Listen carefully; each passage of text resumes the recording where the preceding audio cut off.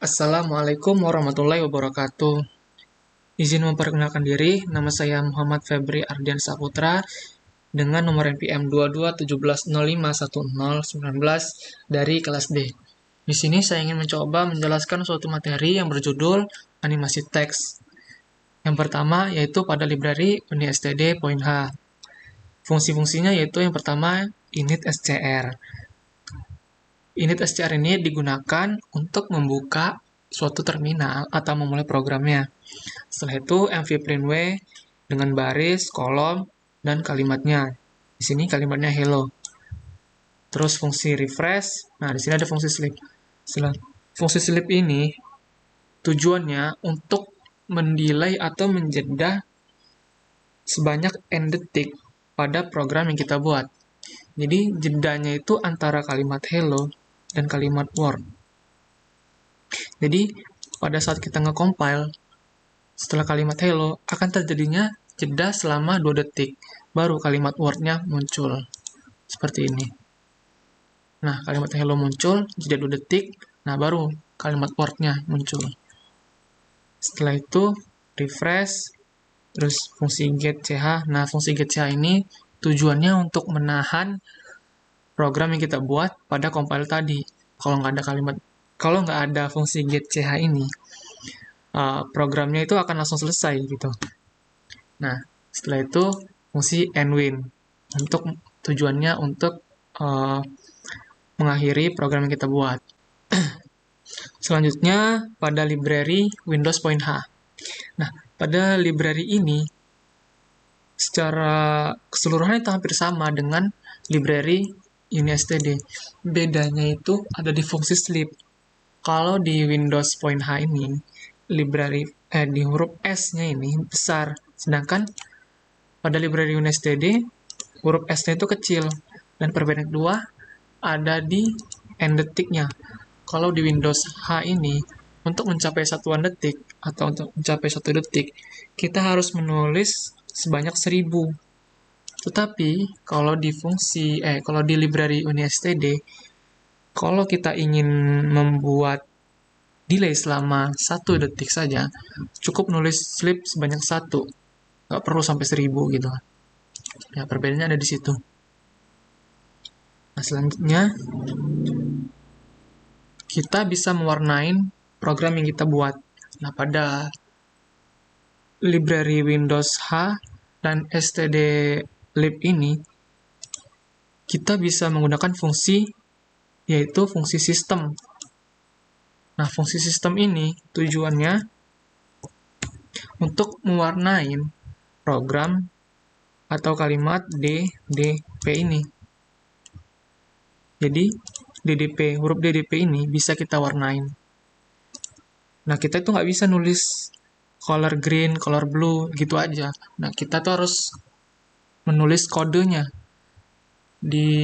Kalau kita ingin tahu kode-kodenya itu ada, kita bisa ngetik di MinGW ya, di MinGW. Nah, kita ketik aja color Z. Nah, di situ ada kode-kode warna yang kita inginkan. Nah, di sini saya pilih color tree. Color tree ini warna biru. Ini contohnya. Nah, huruf DDP-nya ini jadi warna biru. Yang tadinya itu warna putih, yang nggak ada warna. Kalau kita menggunakan fungsi sistem ini, jadi kalau kita menggunakan fungsi sistem ini, kalimat DDP ini jadi memiliki warna gitu. Selanjutnya, warna pada library Ankersys.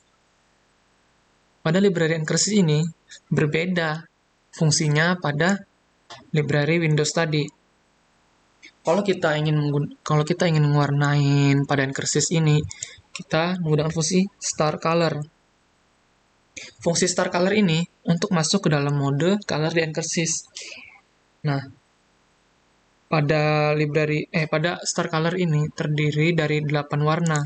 Jadi kita cuma bisa mewarnain 8 warna ini, yaitu black, red, green, yellow, blue, magenta, cyan, dan white. Selanjutnya yaitu init fire. dengan indeks 1 atau baris ke-1. Nah, di sini kenapa kok ada dua warna dalam satu baris atau dalam satu kalimat? Nah, fungsi dari color white ini yaitu untuk mewarnai kalimat DDP ini. Sedangkan color red ini tujuannya untuk mewarnai background pada DDP ini. Sama kayak ini yang kedua nih. Ada indeks kedua juga, yaitu untuk color blue ini untuk mewarnai huruf DDP-nya. Dan color white ini untuk mewarnai background DDP-nya. Nih contohnya.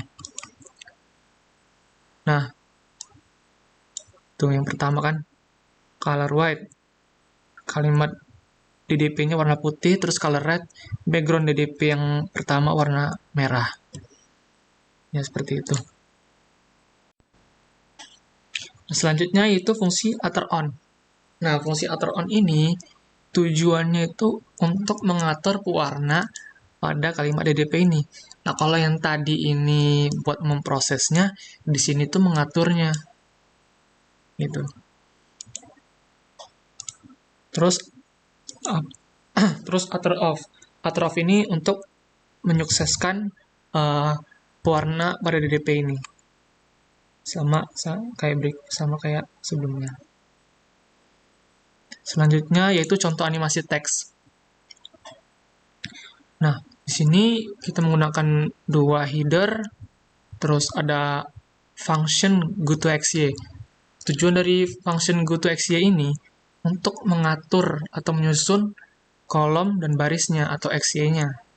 Terus kita menggunakan for dengan i sama dengan 0, dengan i kurang dari 35, terus i++. Nah, karena kita ingin membuat animasi horizontal dari kiri ke kanan, maka yang kita ubah itu cukup kolomnya saja atau horizontalnya saja. Vertikalnya itu kita nggak usah diubah. Jadi i, 10. Jadi 0,10, 1,10, 2,10 gitu. Selanjutnya, animasi yang ingin kita buat adalah kalimat selamat datang. Nah, seperti ini. Nah, terus, selanjutnya itu fungsi sleep, terus goToXY dengan i, 0, terus si out, spasi. Nah, tujuan dari fungsi spasi ini, untuk menspasikan kalimat selamat datang ini. Jadi kan kita ingin membuat animasi dari kiri ke kanan. Maka dengan adanya spasi ini, kalimat selamat datangnya akan dari kiri ke kanan tanpa meninggalkan huruf-hurufnya ini. Jadi hasilnya seperti ini kan. Jadi sudah diperlihatkan.